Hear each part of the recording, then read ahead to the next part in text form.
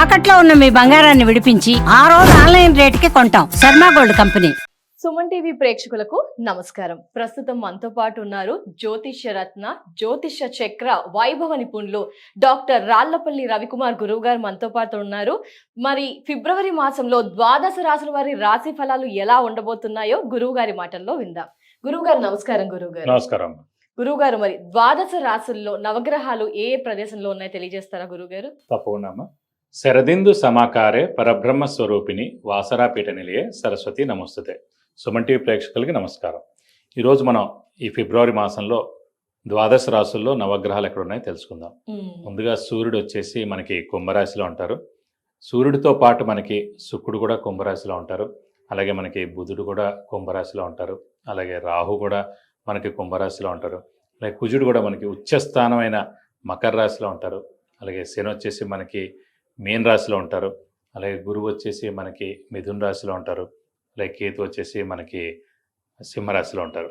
ముఖ్యంగా ఏంటంటే ఈ ద్వాదశ రాశుల్లో నవగ్రహాలు ఇక్కడ ఉన్నా కూడా పొజిషన్ ఫిబ్రవరి 13 నుంచి మనకి శుక్రమూఢం వెళ్ళిపోతుంది. ఎందుకంటే 30th నవంబర్ 2025 నుంచి శుక్రమూఢం స్టార్ట్ అయింది.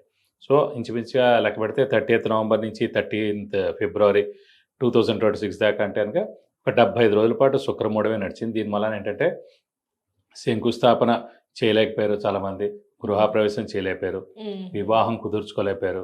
అంటే ఈ మూఢంలో మనం శుభకార్యాలు ఏం చేయలేం కాబట్టి, ముహూర్తాలు కూడా లేవు కాబట్టి, సో వివాహాలు లేవు, ఎంగేజ్మెంట్లు కూడా చేసుకోలేకపోయారు. ఇవన్నీ కూడా కొంతమంది కొత్త బండి కొందాను కూడా సరే మూఢంలో ఎందుకులే అని చెప్పి, కొంతమంది అక్షరాభ్యాసాలు కొంతమంది వద్దులేండి అని చెప్పి, అలా చాలా మటుకు మ్యాక్సిమం అన్నీ కూడా శుభకార్యాలు ఆగిపోయాయి అనమాట. సో దీని మూలాన్ని పురోహితులు కానీ, వంట బ్రాహ్మణులకు కానీ, లేకపోతే ఫంక్షన్ హాల్స్ వాళ్ళకి కానీ, ఈ పూల వాళ్ళకి కానీ, ఫోటోగ్రఫీ, మొత్తం అన్ని పరిశ్రమలు, ఒక 20 పరిశ్రమలు, ఈ శుభకార్యాలతో ముడిపడి ఉన్న ఒక 20 పరిశ్రమలు అన్నీ కూడా స్తబ్దుగా అయిపోయాయి అనమాట 75 రోజుల పాటు.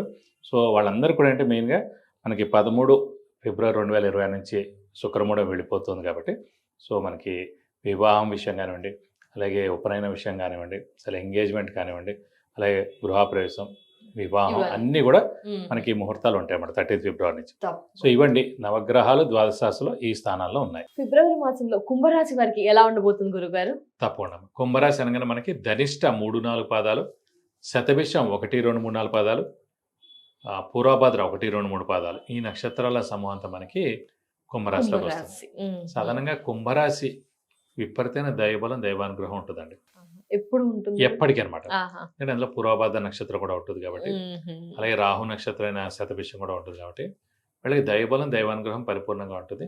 కొంచెం బద్ధకం ఎక్కువగా ఉంటుంది సాధారణంగా. ప్లస్ వీళ్ళు ఇష్టమైన దేవుళ్ళు కూడా వచ్చేసి వినాయకుడు, వెంకటేశ్వర స్వామి, దత్తాత్రేయ స్వామి ఉంటారు.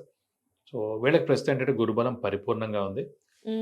అలాగే శని మనకి ద్వితీయ స్థానంలో ఉన్నాడు.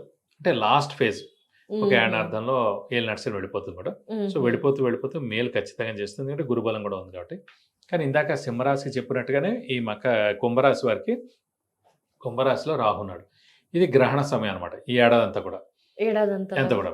సో వీళ్ళకి మెయిన్గా ఏం చేయాలి, మెయిన్గా ఏంటంటే వీళ్ళకి చెప్పగలిగే ఎంత మంచిగా ఉన్నా, హెల్పింగ్ నేచర్ ఉన్నా, దైవభక్తి ఉన్నా, స్ట్రైట్ ఫార్వర్డ్గా ఉన్నా, అవసరానికి హెల్ప్ చేసిన, ఎక్కడున్నా ముందుగా ఉన్నా, ఎన్నున్నా కూడా ఇవన్నీ కూడా బయటపడవు ఇప్పుడు. ఎందుకంటే ఒక గ్రహణ సమయం చెప్పండి, సూర్యగ్రహణం జరుగుతానే సూర్యుడు మనకు కనిపిస్తున్నట్టుగా ఇవన్నీ ఇలా కనుమరుగైపోతాయి.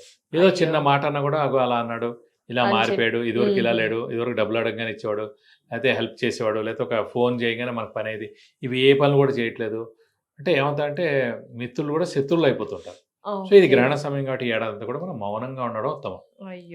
ప్లస్ ఈ ఏడాది ఈ మాసం అయితే కనుక శుక్రుడు, రవి, రాహు, బుధుడు 4 గ్రహాలు కూడా కుంభరాశిలో ఉన్నారు. సో ఒక్కసారిగా 4 గ్రహాలు కూడా అక్కడే ఉన్నాయి కాబట్టి సో మౌనంగా ఉండడం ఉత్తమం ఈ నెలలు కూడా. అలాగే మెయిన్ ఏంటంటే ఏలాంటి శని కూడా లాస్ట్ ఫేజ్ లో ఉంది కాబట్టి ఖచ్చితంగా మేలు చేస్తాడు, ఏం ప్రాబ్లం ఉండదని ఖచ్చితంగా మేలు చేస్తాడు. ఎందుకంటే గురుబలం కూడా ఉంది కాబట్టి మేలు జరుగుతుంది, కొంచెం మౌనంగా ఉంటే చాలు. ఇంకోటి మార్చ్ 1 శుక్రుడు ఉచ్చలో ఉంటాడు కాబట్టి ఈ కుంభరాశి కూడా యువకారకుడు, అదృష్టకారకుడు, లక్ ఫేవర్ చేసే గ్రహమైన శుక్రుడు ఉచ్చలో ఉంటాడు కాబట్టి మార్చి నెల ఎలాగో బాగుంటుంది. ఫిబ్రవరి నెలలో కొంచెం మిశ్రమంగా ఉంటుంది. సో మనం మౌనంగా ఉండి ముందుకెళ్తే సరిపోద్ది. సో వ్యాపారస్తులకు బాగానే ఉంటుంది. ఎక్స్పాన్షన్ జోలికి వెళ్ళొద్దు, అలాగే కొత్త వ్యాపారం పెట్టద్దు, కానీ ఉన్నది చేస్తే సరిపోతుంది. కొత్త అప్పులు చేయక్కలేదు, అప్పుల వాళ్ళ బెడత తగ్గుతుంది, కొన్ని అప్పులు కూడా తీర్చేస్తారు. సో నిరుద్యోగులకు ఉద్యోగం వస్తుంది, ఉద్యోగస్తులకు promotions, name and fame, boss నుంచి మనన, అలాగే మనకి ఫారెన్ టూర్ విజిట్స్, అసైన్మెంట్స్ ఉంటుంది. నా విద్యార్థులు కూడా సువర్ణ అవకాశం, మంచి ర్యాంకు, మంచి యూనివర్సిటీస్లో సీట్ సంపాదిస్తారు. అది ఫారెన్ అయినా అవ్వచ్చు, ఇండియాలో అయినా అవ్వచ్చు. సో ఖచ్చితంగా విద్యార్థులు సువర్ణ అవకాశం చెప్పుకోవచ్చు. సో అలాగే రాజకీయ నాయకులకి పత్రికా రంగం, యూట్యూబ్ రంగం, మీడియా రంగం, సో సినిమా వాళ్ళు, వీళ్ళందరూ కూడా అత్యద్భుతంగా ఉంటుందని చెప్పుకోవచ్చు. సో చేసుకోవాల్సిన పరిహారాలు కొన్ని ఉన్నాయి, అది పరిహారాల ఇదిలో చెప్పుకుందాం. కాబట్టి వీళ్ళని చాలా బాగుంటుందని చెప్పుకోవచ్చు. వివాహం కాని వారికి, సంతానం వారికి ఎలా ఉంది గురుగారు? కుంభరాశిలో కామ్గా ఉండాలంటారా? మెయిన్ గా పంచమ స్థానం అనేది సంతాన స్థానం ఎవరికైనా సరే. ఆ పంచమ స్థానంలోనే సంతానకారకుడైన గురువు ఉన్నాడు కాబట్టి ఖచ్చితంగా సంతానం లేని వారికి సంతానం కలుగుతుంది. వాళ్ళ ప్రయత్నం వాళ్ళు చేసుకుంటే సరిపోతుంది.